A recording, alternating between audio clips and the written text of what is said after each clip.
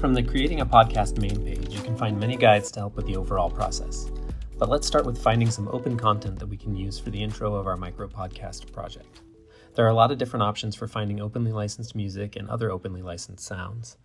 There is also information about what open licensing means and how to quickly and easily provide proper attribution to the content you find. For the first part of this project, I'm going to look for music. Pixabay Music is an easy-to-use source that only includes music that is licensed for you to use without having to pay or get permission. You can see on their main page that you can search by keyword or artist, but you can also search by genre. I can pull up only instrumental music. From the list of search results, I can see the sound waves for each song. This gives me a sense of how quietly a song starts. I may want something to start up quickly, or I may want music that slowly builds.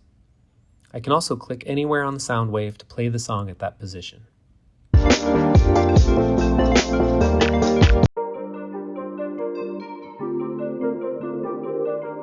I can also click on the title of the song to view a bigger sound wave and view details about the song and artist. But I can also click on the name of the artist to find other music by that artist. This can be very useful if you find a song you like. Chances are the artist will have other songs you like for future projects or for different segments of your podcast. The problem with searching for audio is that you can't really tell if a song is useful by seeing the title or description.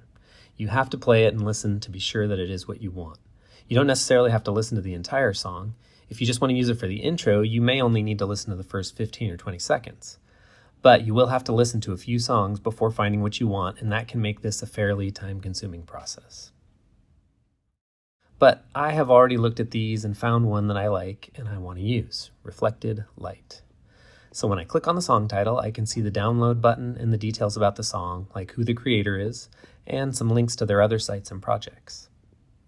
When I click on download, it will give me the option to download as an MP3. And once I download it, it also gives me the attribution information that I can copy and paste into a Google Drive or email or whatever, so that I can grab it later for my credits or description notes to give attribution to this wonderful musician who's been so generous to let me use their song.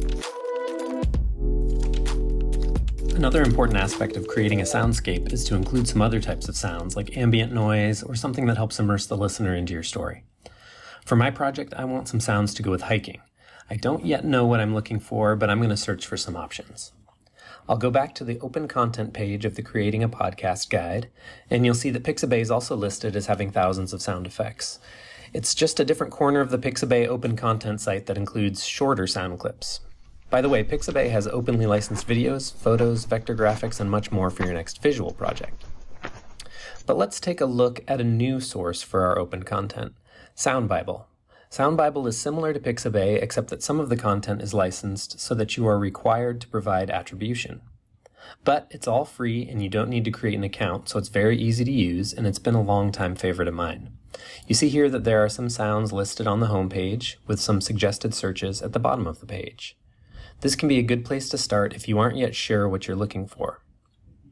But I know that I want hiking sounds, so I'll type hiking into the search box at the top of the page.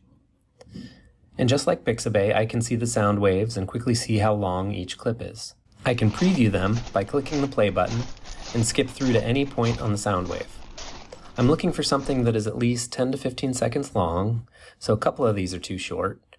This one's pretty good, and it has an Attribution 3.0 license, meaning that I can use it for my project, but I need to give attribution to Caroline Ford. But it's not quite what I'm looking for. This one's a bit longer and also has some insect and other ambient noise, so I think I'll use this one.